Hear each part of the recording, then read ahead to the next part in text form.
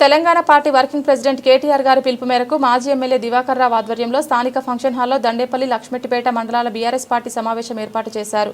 ఈ సందర్భంగా ఆయన మాట్లాడుతూ ఎన్నికల్లో ఎన్నో హామీలు ఇచ్చినా అధికారంలోకి వచ్చిన కాంగ్రెస్ పార్టీ ఇప్పటి వరకు ఒక్క పథకం కూడా సరిగ్గా అందించడం లేదు కాబట్టి వారి మోసాలను ప్రజల్లోకి తీసుకెళ్లి ఎండగట్టడానికి ఏ వర్గానికి ఎంత బాకీ పడ్డారో ప్రజలకు తెలియచేయడానికి కాంగ్రెస్ బాకీ కార్డును ప్రతి ఇంటికి పంపిణీ చేసి ప్రజలకు తెలియచేయండి కోరారు.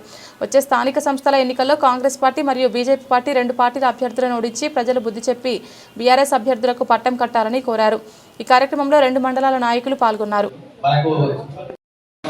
దాన్ని మనం ప్రజల్లోకి తీసుకెళ్లేటైతే మనకు మంచి ఫలితం వచ్చే అవకాశం అయితే తప్పకుండా ఉంటుందని నా యొక్క ఆలోచన. మరి ఇది చాలా మంచి కార్యక్రమం. ఇదే కాకుండా పార్టీ నుంచి నిరంతరంగా కొన్ని కార్యక్రమాలు చేపట్టాలని కోరుకుంటూ మరి అదేవిధంగా రానున్న ఎలక్షన్లలో ఎవరికైతే ఆసక్తి ఉన్న వాళ్ళు ఎవరైతే ఉంటారో వాళ్ళు ఇంకొంచెం చురుకుదరంగా పాల్గొంటూ తోటి వారిని అందరినీ కలుపుకొని పోతూ కొంచెం ముందుకు తీసుకెళ్ళినట్టయితే పార్టీ తప్పకుండా విజయ అవకాశాలు తీసుకునే అవకాశం ఉంటుంది. కాబట్టి అలాంటి ఆసక్తి గల వ్యక్తులు అందరూ కూడా ఇప్పటి నుండే కొంచెం అందరితో చుట్టుపక్కల ఉన్న వాళ్ళందరినీ కలుపుకొని పోయినట్టయితే మంచిగా ఉంటుందని నా యొక్క అభిప్రాయం. ఈ అవకాశం ఇచ్చినందుకు ధన్యవాదాలు.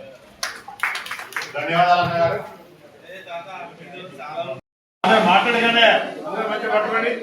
జై తెలంగాణ, జై తెలంగాణ, కేసీఆర్ గారి నాయకత్వం, కేసీఆర్ గారి నాయకత్వం, జై తెలంగాణ, జై తెలంగాణ, కేసీఆర్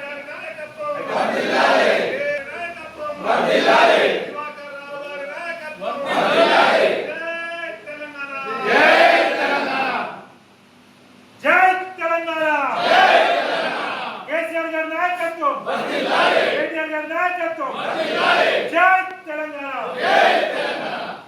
దివాకర్ రావు గారి నాయకత్వం,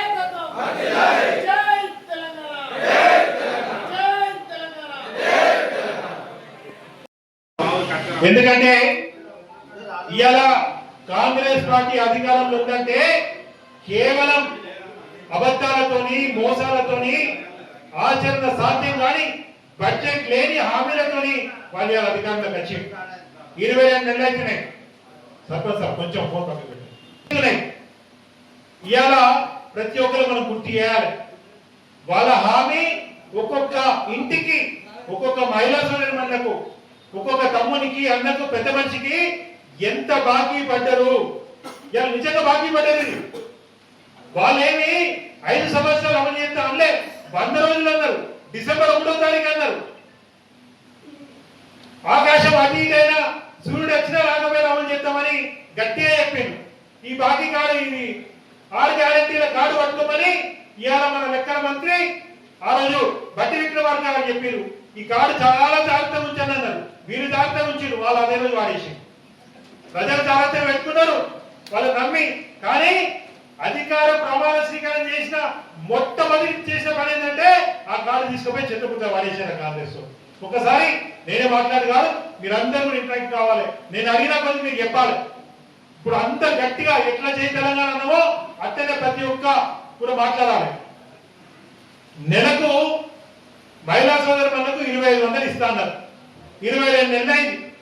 ఒక్కొక్క ఆడబిడ్డకు 8,000 బాకీ ఉన్నారు. 8,000 చేసిన కేసీఆర్ మేము 4,000 చేస్తామన్నారు. 4,000 కాదు కదా, 4 రూపాయలు పెంచారే వాళ్ళు. వికలాంగులకు ఇదే మంచిర్యాల నియోజకవర్గంలో కేసీఆర్ గారు మీటింగ్ పెట్టి 3,000 ఉంటే 4,000 చేసింది. ఇక 4,000ఏనా, మేము 6,000 చేస్తామన్నారు. వికలాంగులకు సోదరులకు వాళ్ళకు 2,000 బాకీ ఉంటారు నెలకు, పెద్ద మనుషులకు ఇంకా మహిళా సోదరులకు 2,000 బాకీ.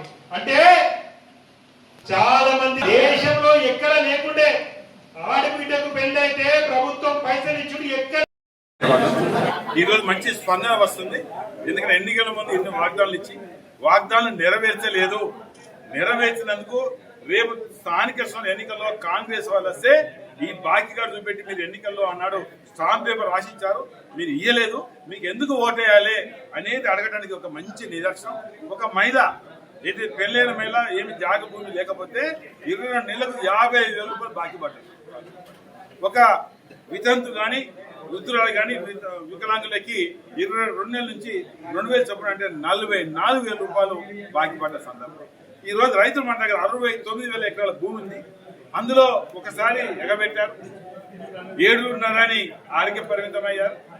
మొన్న 3 ఎకరాలకు ఇచ్చి 3 పైన ఇయ్యలేదు. ఈ 69,000 ఎకరాల రైతులు డెఫినెట్ గా కాంగ్రెస్ పార్టీకి గుణపాఠం చెప్తారు.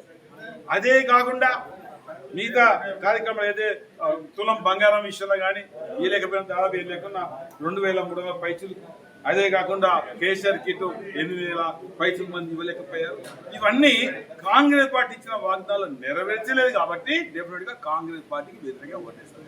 అందులో ఈ ప్రాంతం నుంచి గెలిచిన ఏదైతే ఎమ్మెల్యే మంచాల ఎమ్మెల్యే ఉన్నాడో అతను అన్ని సందర్భాల్లో ముక్కు పిండి చెవు పిండి అన్ని సందర్భాల్లో డబ్బులు పెద్ద వసూలు చేస్తారు. చిన్న పనికి పెద్ద పనికి భయభ్రాంతులు చేసి డబ్బులు వసూలు చేసే కార్యక్రమం, చెర్ల మట్టి తీసుకుపోతే మట్టి కూడా డబ్బులు ఇచ్చే కార్యక్రమం, అనవసరంగా తప్పుడు కేసులు పెట్టి జైలులో పెట్టే కార్యక్రమం, ఇవన్నీ ఈ ప్రాంత ప్రజలు విసుకెత్తి కాంగ్రెస్ పార్టీకి వ్యతిరేకంగా ఓటేయడానికి సిద్ధం. ఇక బీజేపీ పార్టీ విషయంలో మనం చూస్తున్నాం, దేశానికి స్వాతంత్రం తెచ్చిన మహాత్మా గాంధీ విషయంలో ఇలా బీజేపీలు ఇష్టరాని తిట్టారు. అన్ని దేశాల్లో విల్సన్ మండే లాంటి వ్యక్తి ఏమన్నాడు, గాంధీ గారు మా గురువు అన్నారు.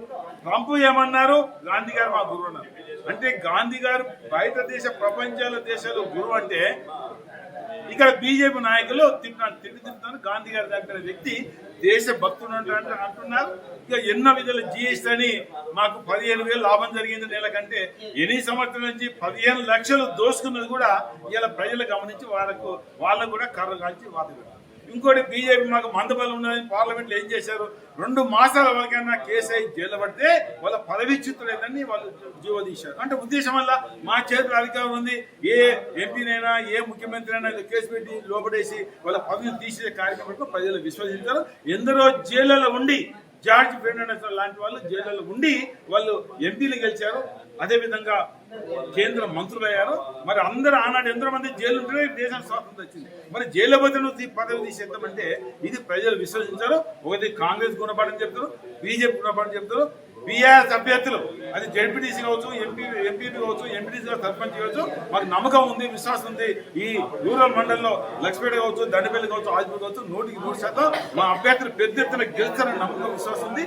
మళ్ళీ కేసీఆర్ పాలన కోరుకుంటున్నారు.